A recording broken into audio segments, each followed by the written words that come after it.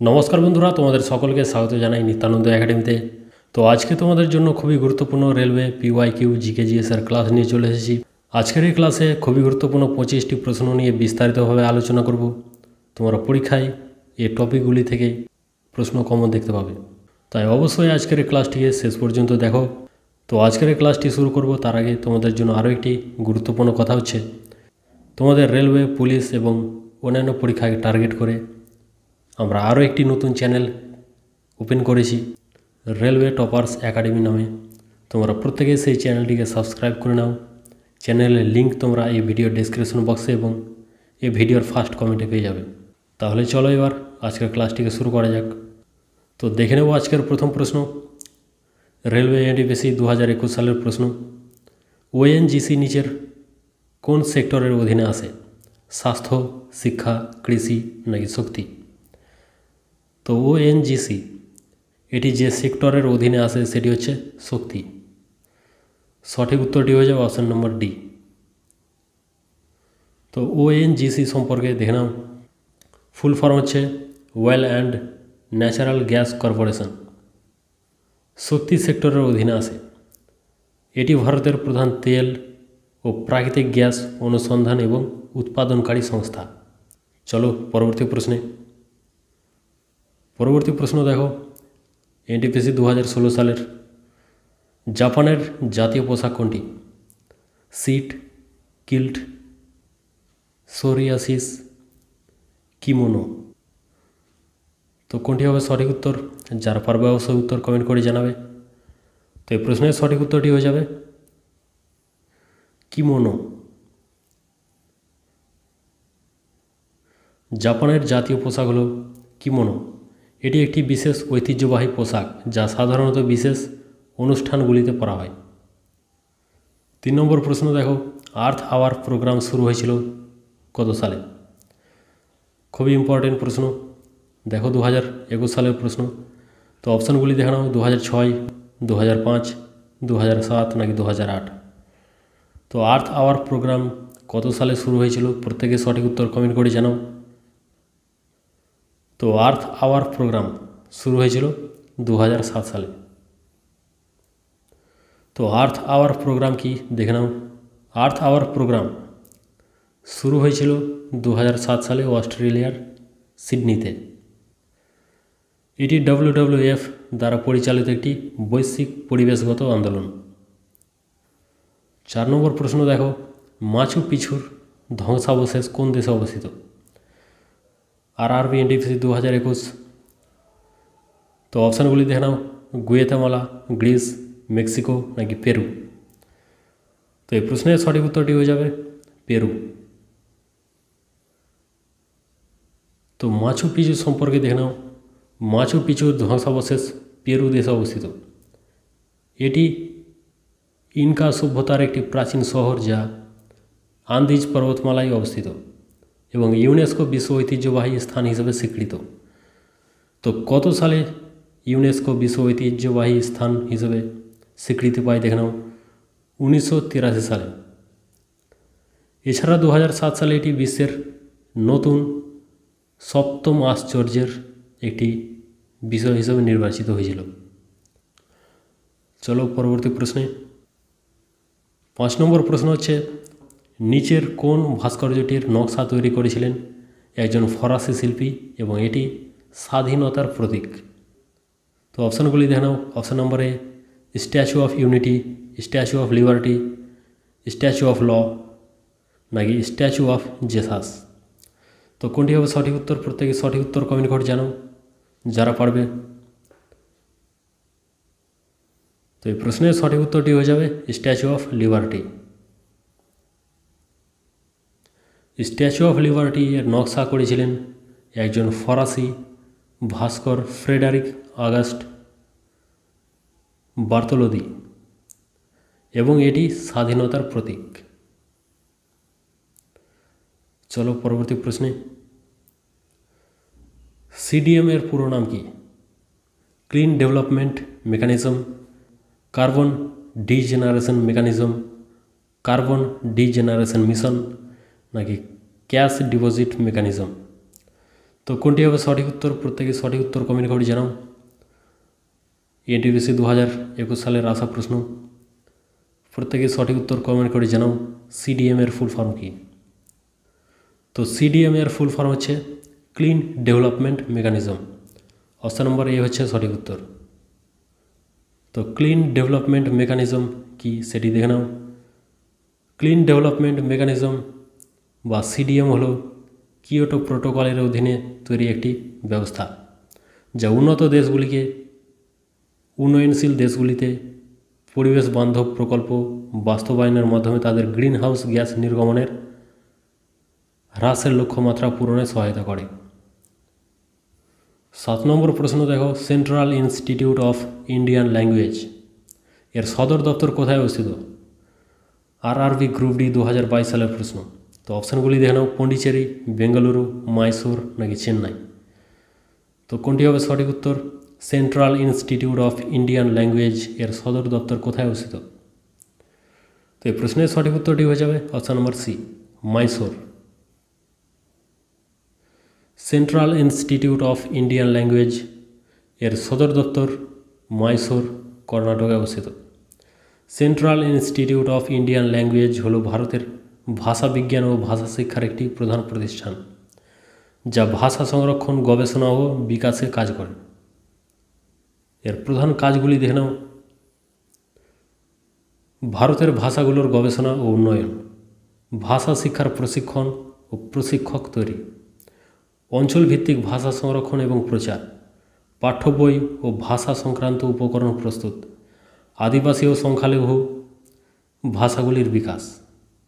তো এর প্রতিষ্ঠা হয়েছিল কত সালে দেখো? 1969 সালে এটি প্রতিষ্ঠা হয়। ভারত সরকারের শিক্ষা মন্ত্রণালয়ের অধীনে এটি প্রতিষ্ঠিত হয়েছিল। 8 নম্বর প্রশ্ন দেখো, নিম্নলিখিত কোন শহরে ভারতীয় ক্রান্তীয় আবহাওয়া ইনস্টিটিউট অবস্থিত? পুনে, মুম্বাই, দিল্লি নাকি কোচি? তো এটি 2022 সালের প্রশ্ন, আরআরবি গ্রুপ ডির। তো প্রত্যেকে সঠিক উত্তর কমেন্ট করে জানাও সঠিক উত্তরটি কী হবে। তো ভারতীয় ক্রান্তীয় আবহাওয়া ইনস্টিটিউট অবস্থিত পুনেতে। ভারতীয় ক্রান্তীয় আবহাওয়া institute Indian institute of tropical meteorology, Pune, মহারাষ্ট্রে অবস্থিত। 9 নম্বর প্রশ্ন দেখো, the federation of Indian chambers of commerce and industry প্রতিষ্ঠিত হয়েছিল কত সালে? তো এটিও দেখো 2022 সালের প্রশ্ন, আরআরবি গ্রুপ ডির। তো অপশানগুলি দেখে নাও, 1930, 1932, 1927 নাকি 1925। তো এই প্রশ্নের সঠিক উত্তরটি হয়ে যাবে option number C, 1927। The federation of Indian chambers of commerce and industry হলো ভারতের অন্যতম প্রধান বাণিজ্য ও শিল্প সংস্থা, যা ব্যবসা, বাণিজ্য ও শিল্পের উন্নয়নে কাজ করে। তো প্রতিষ্ঠা কত সালে হয়েছিল দেখো? 1927 সালে। প্রতিষ্ঠা করেন ঘনশ্যাম দাস বিড়লা ও পুরুষোত্তম দাস ঠাকুর দাস। এর সদর দপ্তর দেখো কোথায় অবস্থিত? নিউ দিল্লিতে। 10 নম্বর প্রশ্ন দেখো, ইন্টারন্যাশনাল সিভিল এভিয়েশন অর্গানাইজেশন বা ICAO কোথায় অবস্থিত? লিসবন, ওয়াতোয়া, মাদ্রিদ নাকি মন্ট্রিল? তো ইন্টারন্যাশনাল সিভিল এভিয়েশন অর্গানাইজেশন অবস্থিত মন্ট্রিল। অপশন নম্বর ডি হচ্ছে সঠিক উত্তর। তো কত সালে প্রতিষ্ঠা হয় দেখো? 7 ডিসেম্বর 1944। সদর দপ্তর কোথায় অবস্থিত? মন্ট্রিল, কানাডায়। প্রধান কাজ কি? আন্তর্জাতিক বিমান চলাচলের নিয়ম প্রণয়ন, বিমান নিরাপত্তা ও মান নিশ্চিত করা, এয়ার ট্রাফিক ম্যানেজমেন্ট উন্নয়ন করা, পরিবেশগত টেকসই বিমান চলাচল নিশ্চিত করা, বিমান সংস্থাগুলোর মধ্যে সহযোগিতা বৃদ্ধি করা। তাহলে সংক্ষেপে কি বলতে পারি? ICAO বিশ্বব্যাপী বেসামরিক বিমান চলাচলের নিরাপত্তা, কার্যকারিতা ও পরিবেশ বান্ধব উন্নয়ন নিশ্চিত করে। পরবর্তী প্রশ্ন, ইন্টারন্যাশনাল কোর্ট অফ জাস্টিস কোথায় অবস্থিত? হেগ, অস্ট্রিয়া, নিউ ইয়র্ক নাকি ওয়াশিংটন? তো কোনটি হবে সঠিক উত্তর? প্রত্যেকে সঠিক উত্তর কমেন্ট করে জানাও। তো এই প্রশ্নের সঠিক উত্তরটি হয়ে যাবে অপশান নম্বর এ, হেগ নেদারল্যান্ডের হেগে শহরে অবস্থিত। ইন্টারন্যাশনাল কোর্ট অফ জাস্টিস বা আইসিজে প্রতিষ্ঠা কত সালে হয়েছিল দেখো 1945 সালে জাতিসংঘ সনদের অধীনে। কার্যক্রম শুরু হয়েছিল কত সাল থেকে দেখো 1946। সদর দপ্তর কোথায় অবস্থিত নেদারল্যান্ডের হেগ শহরে। প্রধান কাজ কি আন্তর্জাতিক বিরোধ নিষ্পত্তি দেশগুলোর মধ্যে আইনি বিরোধ সমাধান করা। আন্তর্জাতিক আইন ব্যাখ্যা জাতিসংঘ ও তার সংস্থাগুলির মধ্যে পরামর্শমূলক মতামত প্রদান করা। শান্তি নিরাপত্তা বজায় রাখা যুদ্ধ ও সংঘাত প্রতিরোধে ভূমিকা রাখা এর কাজ। আইসিজে জাতিসংঘের প্রধান বিচারিক সংস্থা যা আন্তর্জাতিক আইন অনুসারে দেশগুলোর মধ্যে বিরোধ নিষ্পত্তি করে। পরবর্তী প্রশ্ন নাসার সদর দপ্তর কোথায় অবস্থিত নিউ ইয়র্ক ওয়াশিংটন বস্টন নাকি টেক্সাস। তো কোনটি হবে সঠিক উত্তর প্রত্যেকে সঠিক উত্তর কমেন্ট করে জানাও। নাসা এর সদর দপ্তর কোথায় অবস্থিত। তো এই প্রশ্নের সঠিক উত্তরটি হয়ে যাবে ওয়াশিংটন। তো নাসা কত সালে প্রতিষ্ঠা হয়েছিল দেখো 29 জুলাই 1958 সালে। সদর দপ্তর কোথায় দেখো ওয়াশিংটন ডিসি যুক্তরাষ্ট্র। প্রধান কাজ মহাকাশ গবেষণা ও অনুসন্ধান। উপগ্রহ টেলিস্কোপ পরিচালনা। মানব মহাকাশযান মিশন এভিয়েশন ও প্রযুক্তি উন্নয়ন। আবহাওয়া ও পৃথিবী পর্যবেক্ষণ। সংক্ষেপে নাসা বিশ্বে মহাকাশ গবেষণার প্রধান সংস্থা যা প্রযুক্তিগত উদ্ভাবন ও মহাকাশ অভিযানের নেতৃত্ব দেয়। পরবর্তী প্রশ্ন আন্তর্জাতিক নবায়নযোগ্য শক্তির সংস্থা এর সদর দপ্তর কোথায় অবস্থিত আবুধাবি সিঙ্গাপুর জাকার্তা নাকি জেড্ডা। তো খুবই গুরুত্বপূর্ণ প্রশ্ন 2021 সালের প্রশ্ন আরআরবি এনটিপিসির। তো প্রত্যেকে সঠিক উত্তর কমেন্ট করে জানাও। আন্তর্জাতিক নবায়নযোগ্য শক্তির সংস্থা এর সদর দপ্তর কোথায় অবস্থিত। তো এই প্রশ্নের সঠিক উত্তরটি হয়ে যাবে আবুধাবি। আন্তর্জাতিক নবায়নযোগ্য শক্তির সংস্থা বা ইন্টারন্যাশনাল রিনিউয়েবল এনার্জি এজেন্সি এর সদর দপ্তর আবুধাবিতে অবস্থিত সংযুক্ত আরব আমিরাতে অবস্থিত। তো এর কাজ কি নবায়নযোগ্য শক্তির প্রচার ও উন্নয়ন সদস্য দেশগুলোর মধ্যে টেকসই জ্বালানি নীতি প্রণয়নে সহায়তা করে। প্রযুক্তিগত সহায়তা ও গবেষণা প্রদান। জলবায়ুর পরিবর্তন মোকাবিলায় নবায়নযোগ্য শক্তির ব্যবহার বৃদ্ধি করা। বিশ্বব্যাপী সবুজ জ্বালানি বিনিয়োগে উৎসাহিত করা।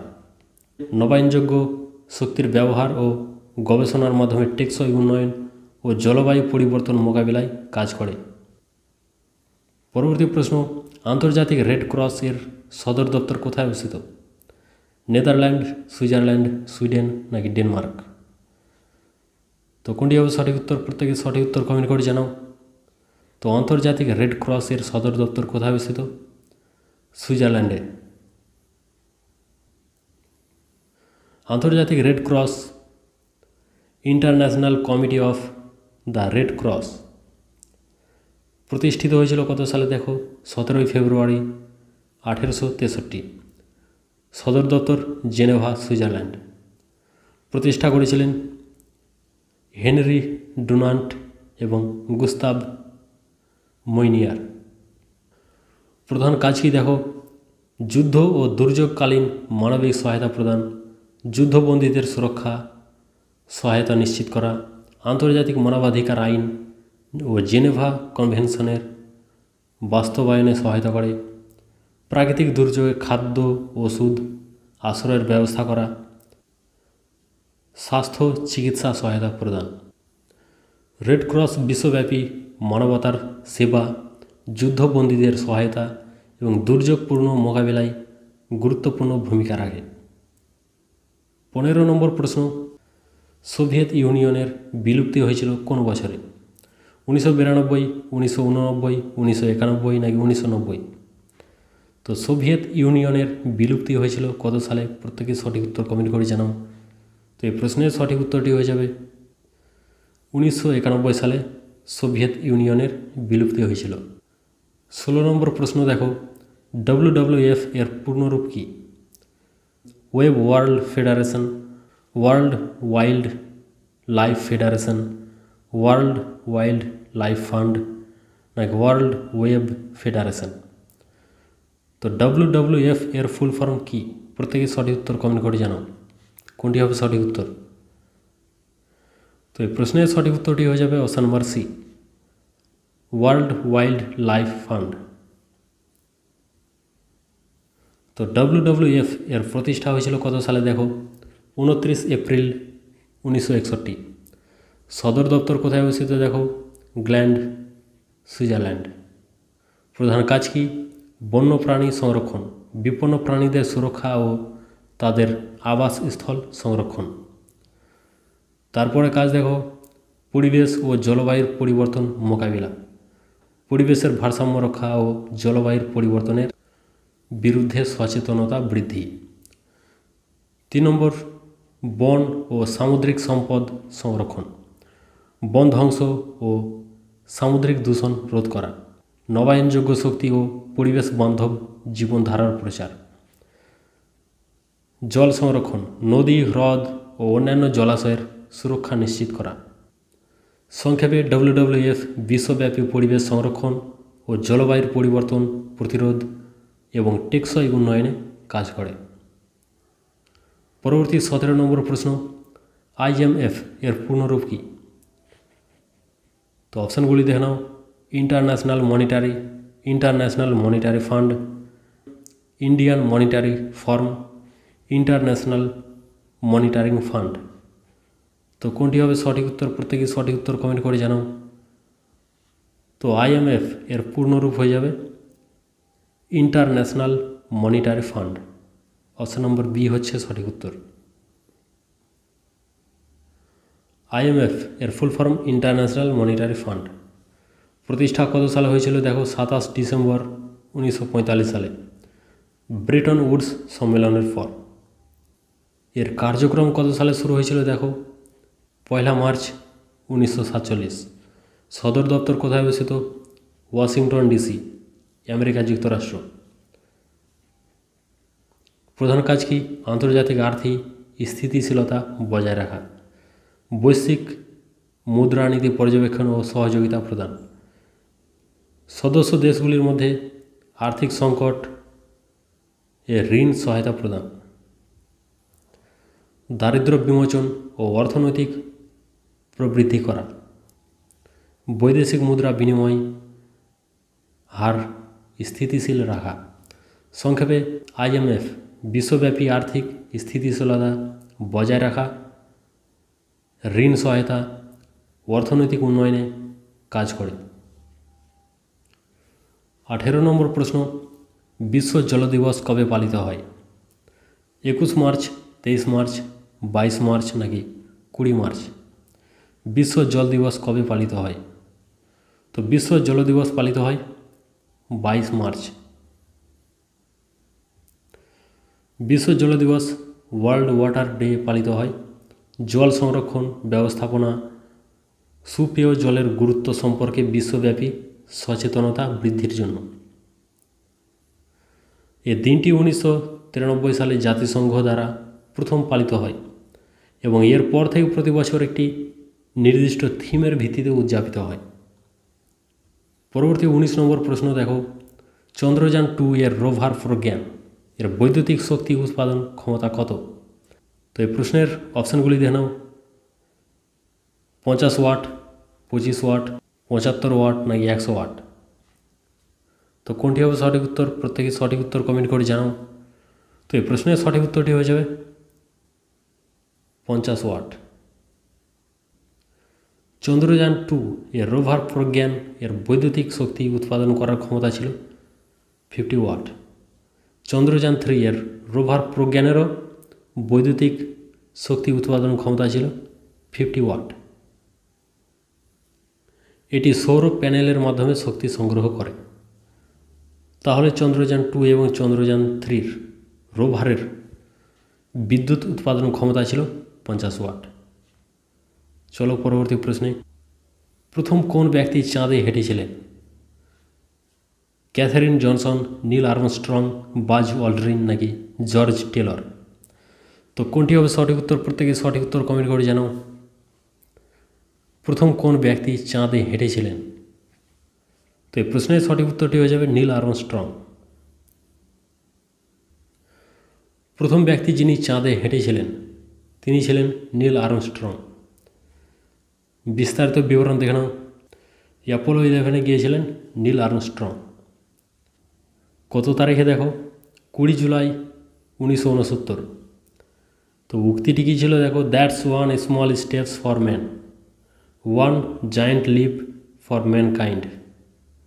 এটি মানুষের জন্য একটি ছোট্ট পদক্ষেপ, কিন্তু মানব জাতির জন্য এক বিশাল অগ্রগতি। নীল আর্মস্ট্রংয়ের পর বাজ অল্ড্রিন চাঁদের মাটিতে পা রাখেন। পরবর্তী 21 নম্বর প্রশ্ন দেখো। কল্পনা 1 হলো ড্যাশ স্যাটেলাইট? যোগাযোগ, সামরিক, নেভিগেশন নাকি আবহাওয়া? তো কোনটি হবে সঠিক উত্তর? প্রত্যেকে সঠিক উত্তর কমেন্ট করে জানাও। কল্পনা 1 এটি কোন ধরনের স্যাটেলাইট? তো এই প্রশ্নের সঠিক উত্তরটি হয়ে যাবে আবহাওয়া। তো কল্পনা 1 হলো একটি আবহাওয়া স্যাটেলাইট। এর সম্পর্কে বিশদ তথ্য দেখে নাও। এটি ভারতের প্রথম এক্সক্লুসিভ মেটিওরোলজিক্যাল আবহাওয়া পর্যবেক্ষণকারী স্যাটেলাইট। পূর্বে এর নাম কী ছিল দেখো? মেটস্যাট 1। পরে কল্পনা চাওলার স্মরণে এর নামকরণ করা হয়েছে কল্পনা 1।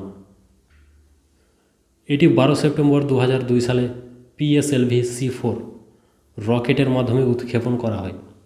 এ স্যাটেলাইট ভারতের আবহাওয়া পূর্বাভাস ও দুর্যোগ পর্যবেক্ষণে ব্যবহৃত হয়। নিচের কোনটি বায়োমাস শক্তির উৎস নয়? অপশনগুলি দেখো। কাঠ, ইথানল, গোবর নাকি পারমাণবিক শক্তি? নিচের কোনটি বায়োমাস শক্তির উৎস নয়? তো এই প্রশ্নের সঠিক উত্তরটি হয়ে যাবে পারমাণবিক শক্তি। বায়োমাস শক্তি হলো জৈব পদার্থ থেকে উৎপন্ন শক্তি। এটি প্রধানত উদ্ভিদ, প্রাণীজ বর্জ্য এবং অন্যান্য জৈব উপাদান থেকে আসে। কাঠ, এটি একটি প্রচলিত বায়োমাস জ্বালানি। ইথানল উদ্ভিজ্জ পদার্থ যেমন শস্য, আখ থেকে তৈরি জৈব জ্বালানি। গোবর বায়োগ্যাস তৈরির জন্য ব্যবহৃত হয়, যা বায়োমাস শক্তির একটি উৎস। আর পারমাণবিক শক্তি এটি নিউক্লিয়ার ফিউশন বা ফিশন থেকে উৎপন্ন হয়, যা কোনো জৈব উপাদানের উপর নির্ভর করে না। পরবর্তী প্রশ্ন দেখো। নিচের কোনটিকে মার্স গ্যাস বলা হয়? প্রোপেন, ইথেন, মিথেন নাকি বিউটেন? তো এই প্রশ্নের সঠিক উত্তরটি হয়ে যাবে মিথেন। মার্স গ্যাস হলো মিথেন। এর সংকেত কি? CH4। এটি জলাভূমি বা পচনশীল জৈব পদার্থ থেকে নির্গত হয়, তাই একে মার্স গ্যাস বলা হয়। অপশানগুলো সম্পর্কে দেখে নাও। প্রোপেন সংকেত C3H8, LPGর উপাদান কিন্তু মার্স গ্যাস নয়। ইথেন প্রাকৃতিক গ্যাসের একটি অংশ। মিথেন মার্স গ্যাস নামে পরিচিত। বিউটেন সংকেত C4H10, এটি গ্যাস লাইটার ও LPGতে ব্যবহৃত হয়, কিন্তু এটি মার্স গ্যাস নয়। পরবর্তী প্রশ্ন। নিচের কোন জ্বালানি তাপবিদ্যুৎ কেন্দ্রে ব্যবহৃত হয় না? প্রাকৃতিক গ্যাস, জ্বালানি তেল, ইউরেনিয়াম নাকি কয়লা? নিচের কোন জ্বালানি তাপবিদ্যুৎ কেন্দ্রে ব্যবহৃত হয় না? তো কোনটি হবে সঠিক উত্তর? প্রত্যেকে সঠিক উত্তর কমেন্ট করে জানাও। তো এই প্রশ্নের সঠিক উত্তরটি হয়ে যাবে ইউরেনিয়াম। তাপবিদ্যুৎ কেন্দ্র বা থার্মাল পাওয়ার প্ল্যান্ট প্রধানত জ্বালানি পোড়ানোর মাধ্যমে বিদ্যুৎ উৎপাদন করে। সাধারণত কয়লা, জ্বালানি তেল, প্রাকৃতিক গ্যাস এসব কেন্দ্রে ব্যবহার করা হয়। প্রাকৃতিক গ্যাস তাপবিদ্যুৎ কেন্দ্রের জন্য ব্যবহৃত হয়, জ্বালানি তেল কিছু তাপবিদ্যুৎ কেন্দ্রে ব্যবহৃত হয়, কিন্তু ইউরেনিয়াম এটি পারমাণবিক বিদ্যুৎ কেন্দ্রের জ্বালানি, তাপবিদ্যুৎ কেন্দ্রে ব্যবহৃত হয় না। পরবর্তী প্রশ্ন, জলাভূমি এবং ধান ক্ষেত থেকে কোন গ্যাস নির্গত হয়? আজকের লাস্ট প্রশ্ন, প্রত্যেকে সঠিক উত্তর কমেন্ট করে জানাও। অপশানগুলি দেখো, হিলিয়াম, মিথেন, অক্সিজেন নাকি নাইট্রোজেন। জলাভূমি এবং ধান ক্ষেত থেকে কোন গ্যাস নির্গত হয়? তো জলাভূমি এবং ধান ক্ষেত থেকে যে গ্যাসটি নির্গত হয় সেটি হচ্ছে মিথেন। জলাভূমি এবং ধান ক্ষেত থেকে প্রধানত মিথেন গ্যাস নির্গত হয়, কারণ জলাভূমি ধান ক্ষেতের জলাবদ্ধ পরিবেশে জৈব পদার্থ ব্যাকটেরিয়ার মাধ্যমে অক্সিজেনবিহীন অবস্থা পচে যায়, ফলে মিথেন গ্যাস উৎপন্ন হয়। এই মিথেন গ্যাস হচ্ছে একটি গ্রিন হাউস গ্যাস যা গ্লোবাল ওয়ার্মিং বৃদ্ধি করে। আর হিলিয়াম গ্যাস এটি নিষ্ক্রিয় গ্যাস যা জলাভূমি বা ধান ক্ষেত থেকে নির্গত হয় না।